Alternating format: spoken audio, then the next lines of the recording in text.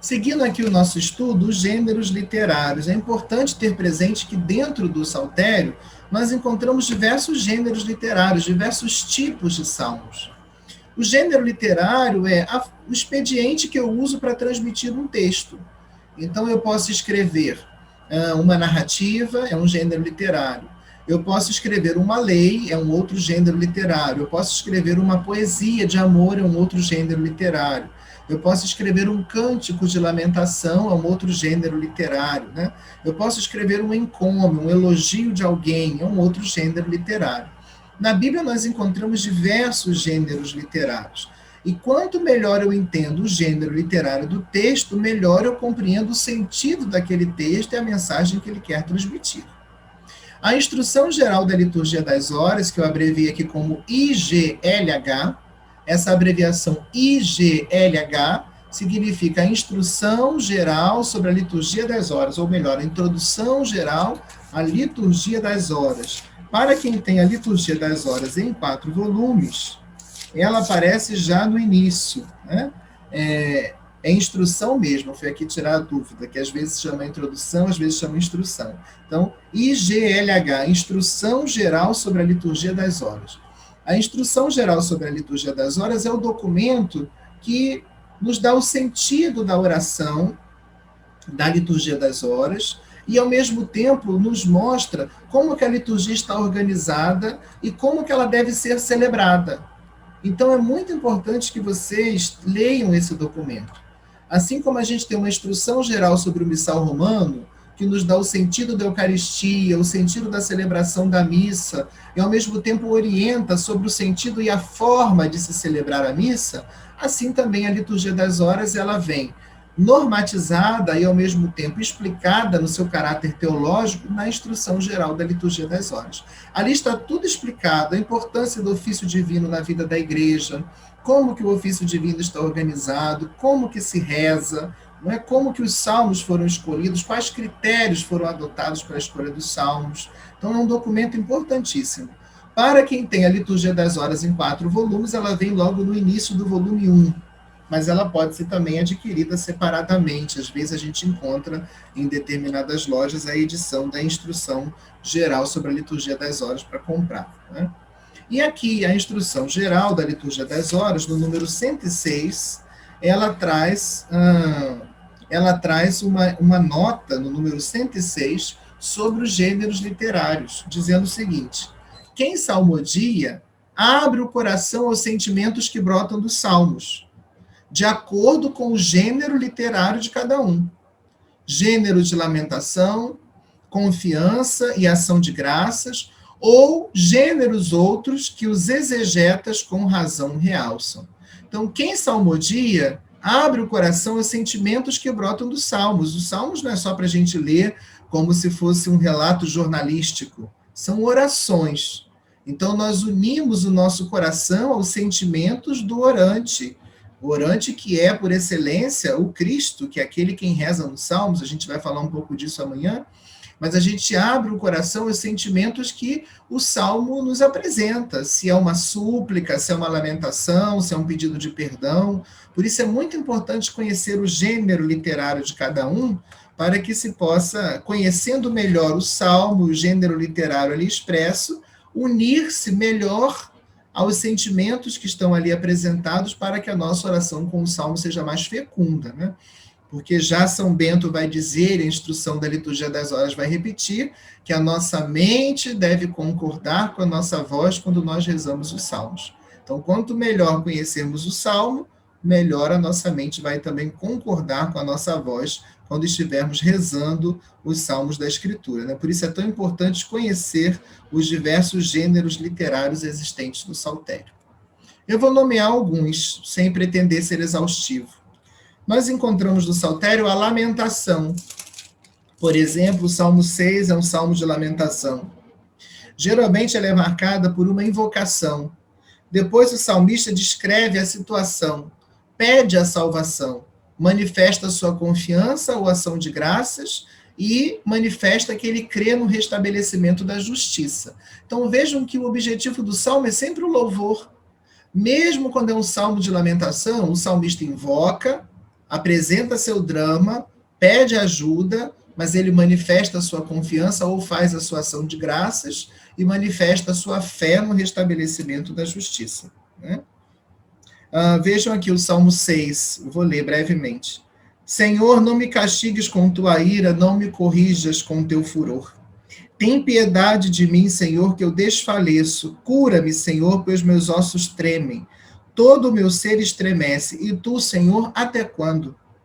Volta-te, Senhor, liberta-me, salva-me por teu amor, pois na morte ninguém se lembra de ti. Quem te louvaria no Sheol? Estou esgotado de tanto gemer. De noite eu choro na cama, banhando meu leito com lágrimas. Meus olhos derretem-se de dor pela insolência dos meus opressores. Afastai-vos de mim, malfeitores todos. E aí vem a manifestação da confiança e a fé no restabelecimento da justiça. O Senhor escutou a voz do meu pranto. O Senhor ouviu meu pedido. O Senhor acolheu minha prece. Envergonhem-se e tremam meus inimigos todos, retirem-se depressa, cheios de vergonha. Um outro gênero literário são as súplicas, por exemplo, como o Salmo 5, que é um salmo de súplica.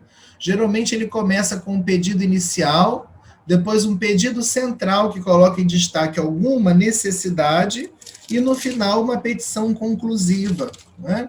Eu não vou ler o Salmo 5 todo, porque o tempo não nos permite, mas a gente percebe bem pelo teor do salmo que é um salmo de súplica.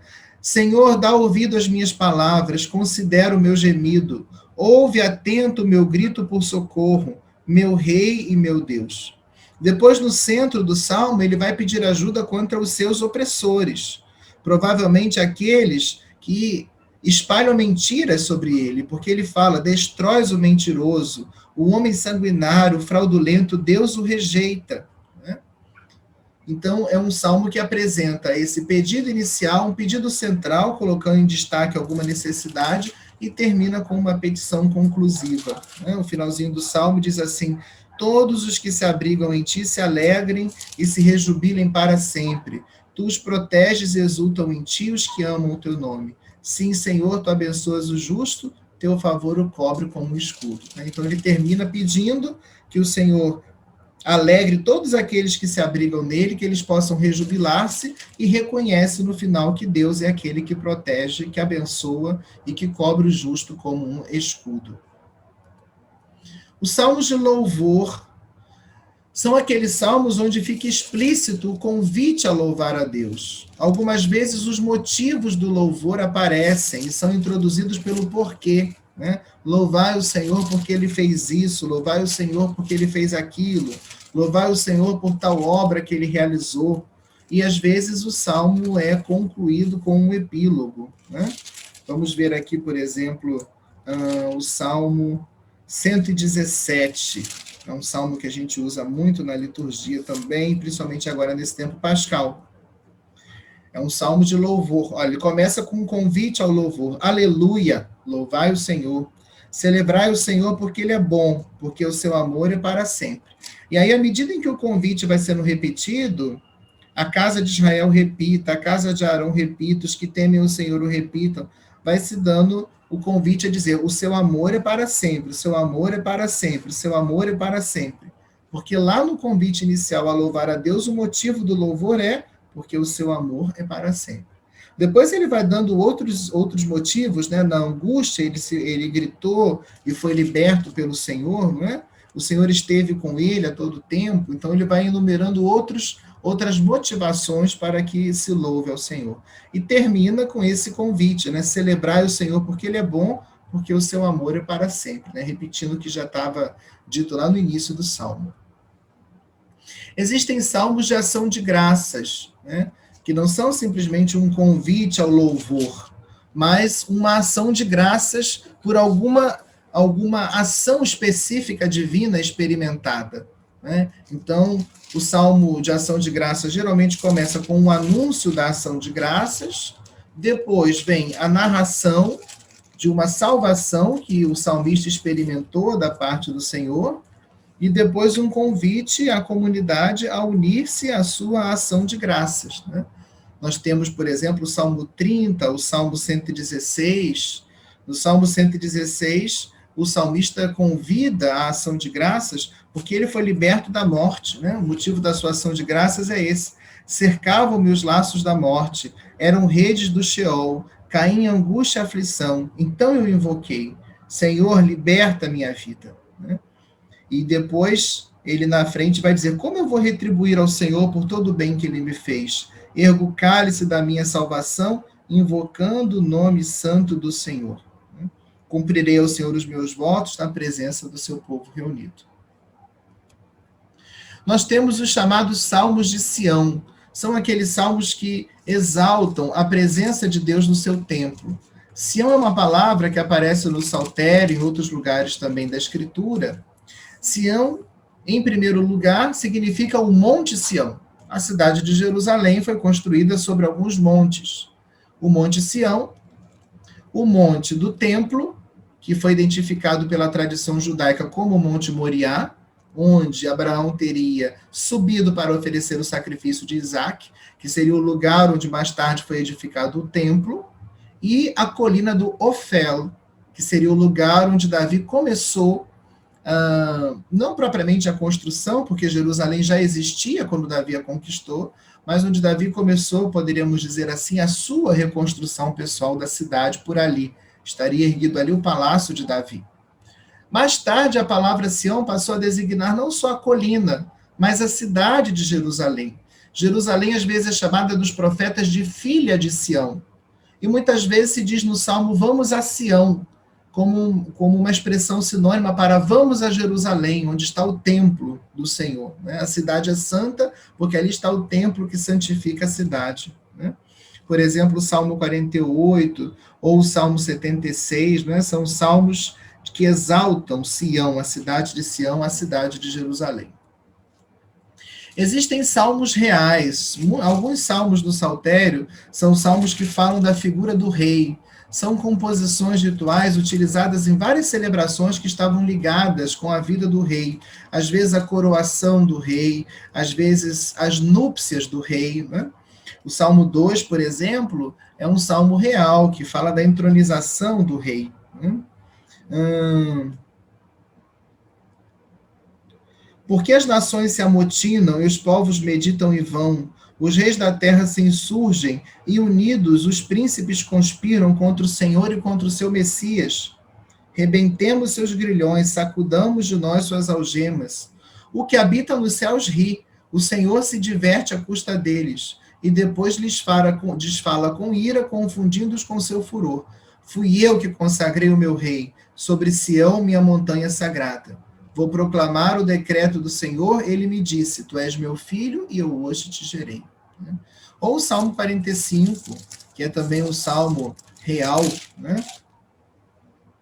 É aquele salmo que às vezes é usado nas missas marianas, por exemplo, porque fala do poema que brota do coração, né, do salmista. Meu coração transborda no belo poema, eu dedico a minha obra a um rei, minha língua qual pena de um escriba habilidoso.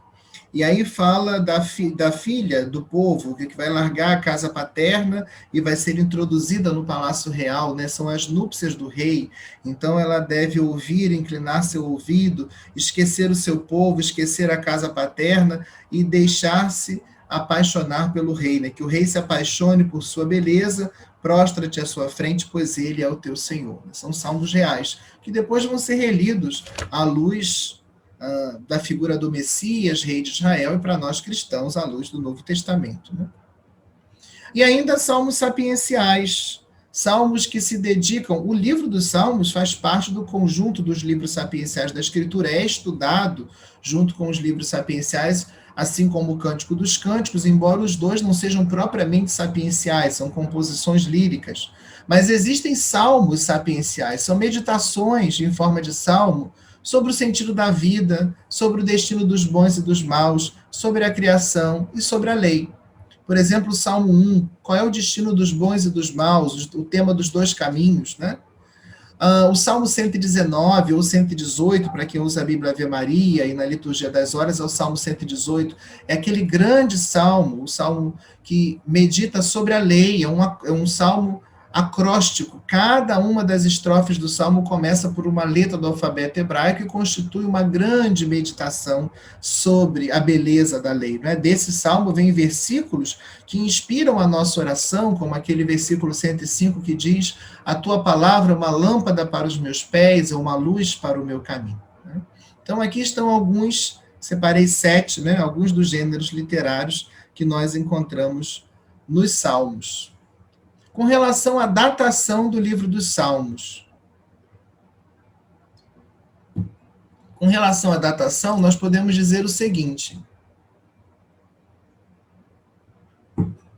para alguns salmos, nós podemos supor uma datação antes do exílio, antes do ano 586. Por exemplo, para alguns salmos reais. Então, presume-se que esses salmos tenham surgido, claro, na época que ainda havia monarquia, né? Se no ano 586 Israel vai para o exílio e lá não há mais rei, então a origem desses salmos, embora eles tenham continuado a ser usados na liturgia israelita e na vida de oração do povo, mas a origem deles deve estar lá no pré-exílio, né? Antes do ano 586. Também os salmos que falam da realeza de Adonai, provavelmente eles são também de datação pré-exílica, são salmos antigos. Assim como Adonai é rei, ele também coloca um rei sobre a terra, né, que deve governar em seu nome o seu povo. Cogita-se também uma datação pré-exílica para alguns salmos que são chamados hinos de Sião, que apresentam a sua teologia do caos, Adonai vencendo o caos. Né? Por exemplo, o Salmo 46, né? Que fala das águas que estrondam e fervem, mas que Deus coloca limite a essas águas, né? O Salmo 47, né? Que convida a tocar para o Senhor, porque ele é terrível, ele submete as nações, né? O Salmo 48, o Salmo 76, esses salmos que mostram Deus como vencedor do caos, que coloca limite às águas, que imprime uma ordem no mundo, vencendo o caos primordial. Essa é uma ideia considerada bastante antiga, pré-exílica, então supõe-se também uma datação antiga, antes do ano 586, para esses salmos. Salmos que se conectam com eventos históricos são mais facilmente datáveis, como, por exemplo, o Salmo 74, que faz referência à queda de Jerusalém, o Salmo 80, que faz referência à queda de Samaria, com a menção de José, Efraim e Manassés, ou o Salmo 137, que se refere à Babilônia. Salmo 137 ou 136, para quem usa a Bíblia Ave Maria, ele faz referência ao exílio da Babilônia, aquele salmo que diz: à beira dos canais da Babilônia, nos sentamos e choramos com saudades de Sião. Nos salgueiros que estavam ali, penduramos nossas harpas, porque lá os que nos exilaram pediam canções, e nossos raptores queriam alegria, cantai-nos um canto de Sião. Então, como esse salmo faz menção clara ao exílio na Babilônia, então esses salmos são de datação ou exílica ou pós-exílica, né? Depois do exílio, são mais facilmente datáveis. Né?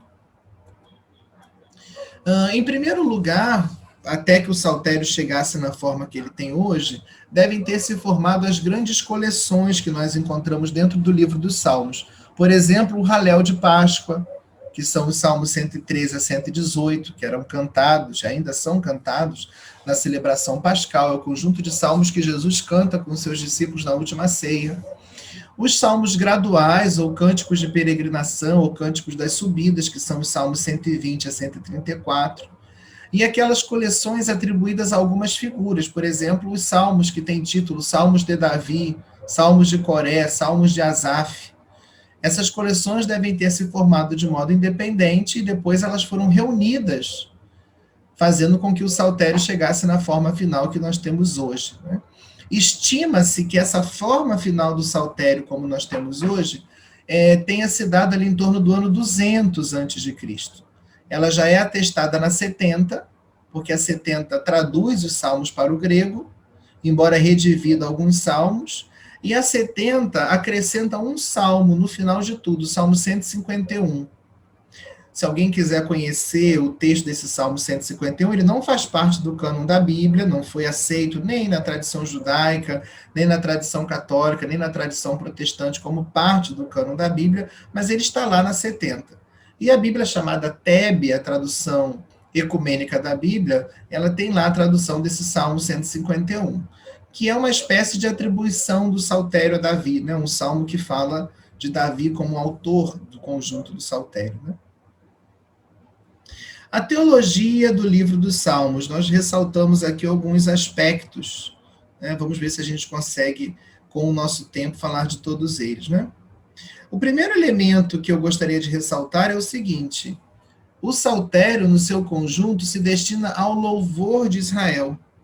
Ainda que existam muitos salmos de súplica, né, como nós vimos aqui, os gêneros literários são diversos dentro do livro dos Salmos, então, ainda que existam salmos de súplica, ou salmos onde se pede perdão, o que se tem em vista, em primeiro lugar, é o louvor. Aquele que suplica, suplica, esperando que a ação do Senhor se manifeste, e a sua súplica já é louvor. E às vezes esse louvor está implícito, às vezes esse louvor está explícito no salmo. O salmista já louva ao final da sua súplica, às vezes explicitamente, para manifestar sua confiança na ação de Deus, né? Então, o primeiro aspecto a se ressaltar é isso: o saltério, diferentemente dos outros livros da Escritura, que servem às vezes para instrução, não é? O saltério serve para que o israelita tenha as palavras inspiradas pelo Espírito do Senhor, com as quais ele quer ser louvado. É o livro de oração por excelência do judeu e também do cristão. A atribuição do saltério a Davi no seu conjunto, pelo motivo que a gente já viu, né, da mesma forma que se atribui os sapienciais a Salomão, se atribui também o saltério a Davi, sem que isso signifique que Davi tenha escrito os salmos. Mas a atribuição do saltério a Davi o transforma no livro messiânico real por excelência, porque Davi é o rei Messias. A palavra Messias significa ungido. Então, no Antigo Testamento, o rei era um ungido do Senhor, um Messias do Senhor. Assim como o sacerdote também era ungido, assim como algumas vezes o profeta também recebeu uma unção. Então, a atribuição do saltério a Davi o transforma no livro messiânico real por excelência. Todo israelita que reza o saltério o faz em comunhão com Davi, vendo que no saltério é Davi quem suplica, quem lamenta, quem louva, quem convida ao louvor, né? Não só naqueles salmos que são diretamente apresentados como salmos de Davi, mas em todo o saltério. Isso é interessante para a gente, porque nós vamos fazer uma releitura. Para nós também o saltério vai ser o livro messiânico real por excelência, mas vamos rezar os salmos não em união com Davi, mas em união com o verdadeiro Messias, que é o Cristo. Então, para nós, no salmo, quem suplica, quem lamenta, quem louva, quem convida ao louvor é sempre Cristo. Aquilo que não pode ser aplicado a Cristo, como a súplica pelo perdão, porque o Cristo não tem pecado, pode ser aplicado ao seu corpo místico, que é a igreja, que somos nós, que estamos ali rezando os salmos. Sobre a imagem de Deus no livro dos Salmos, entrando agora nos pontos específicos da teologia, né? Sobre a imagem de Deus, eu destaquei aqui 6 pontos. O primeiro deles é a soberania de Deus. Ela aparece no livro dos Salmos através de alguns epítetos, de algumas expressões com as quais Deus é referido. Por exemplo, é muito comum nos Salmos a expressão Adonai dos exércitos. Aqui eu coloquei só as consoantes, porque a Jerusalém coloca Iavé. Iavé seria o nome próprio divino, o nome próprio de Deus, né? Mas a tradição judaica não pronuncia esse nome. E a igreja cristã, através de alguns documentos, a igreja católica também, através de alguns documentos mais recentes, da época do Papa Bento XVI, nos recomendou que também na liturgia não se utilizasse essa forma de referir-se a Deus através do seu nome próprio, até porque não se sabe nem exatamente se a pronúncia correta seria essa, porque como não se pronunciava, os escribas, ao copiar o texto do Antigo Testamento, não vocalizavam as consoantes do nome divino de modo a dar a pronunciar o seu nome, mas de modo a dar a pronunciar outros epítetos, como, por exemplo, Adonai, meu Senhor, né? Por isso eu coloquei aqui só as consoantes. E geralmente eu vou ler Adonai. A soberania de Deus é um elemento presente no saltério e ela é expressa por meio de epítetos, de modos de designar a Deus, como, por exemplo, a expressão Adonai dos exércitos. que a 70 vai traduzir como Kyrios Pantocrator, o Senhor Todo-Poderoso. Depois, no Saltério, ocupa um lugar muito especial também a teologia do nome. Só Israel conhece o nome do Senhor. O templo é a morada do nome do Senhor. Por exemplo, aqui o Salmo 13, versículo 6.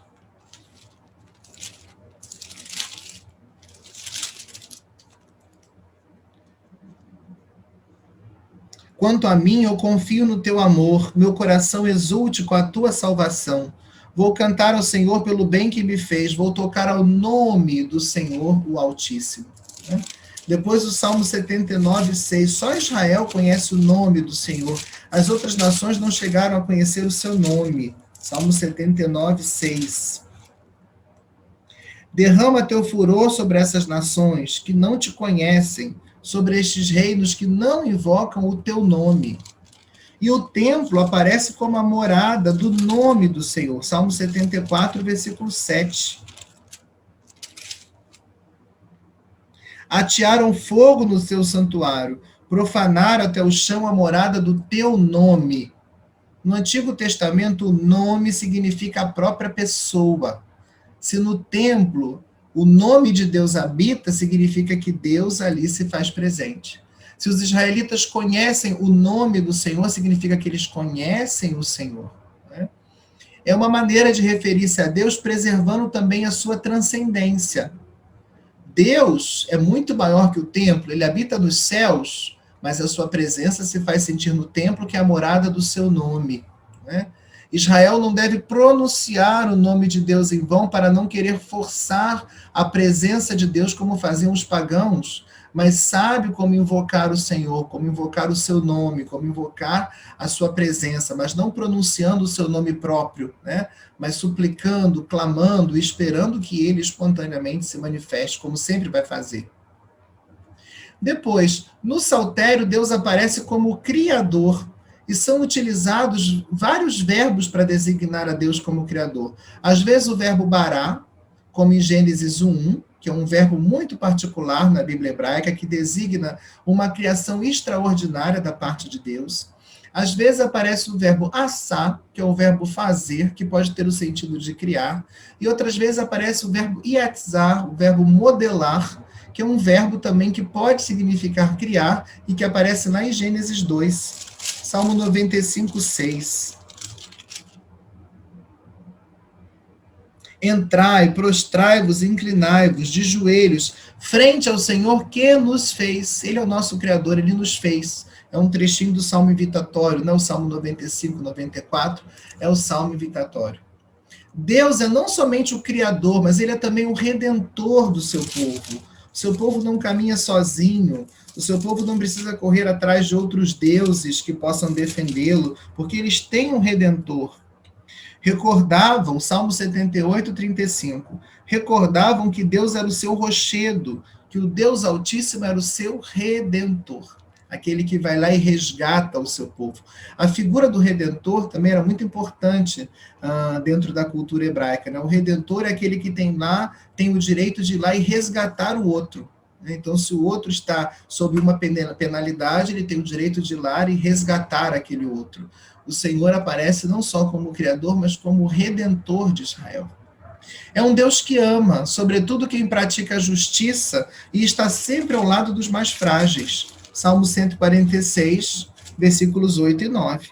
O Senhor ama os justos, mas transtorna o caminho dos ímpios. O Senhor reina para sempre, teu Deus, ó Sião, de geração em geração. Um pouco mais acima, esse mesmo Salmo 146 diz assim: o Senhor faz justiça aos oprimidos, dá pão aos famintos, liberta os prisioneiros, abre os olhos dos cegos, endireita os curvados, protege o estrangeiro, sustenta o órfão e a viúva. Principalmente quando fala do estrangeiro, do órfão e da viúva, o Saltério mostra bem esse amor do Senhor aos mais frágeis, porque o estrangeiro, o órfão e a viúva eram três figuras no Antigo Oriente Próximo muito frágeis. O órfão e a viúva porque perderam seus protetores naturais. O órfão perdeu os pais e a viúva perdeu o seu esposo. E o estrangeiro é aquele que habita numa terra que não é dele, numa cultura que não é a dele. Israel viveu a dor de ser estrangeiro no Egito e de sofrer uma dura opressão. Então, o Deuteronômio, os Salmos, os profetas, vão muitas vezes falar desse amor do Senhor pelo estrangeiro, pela viúva, pelo órfão, e de como o judeu piedoso deve preservar o direito do estrangeiro e ser aquele que ajuda, que sustenta a viúva e o órfão. Os salmos também falam do reinado de Deus, né? Por exemplo, o salmo invitatório, que é o salmo 94, 95, lá no versículo 3 afirma que o Senhor é um grande rei sobre todos os deuses, né?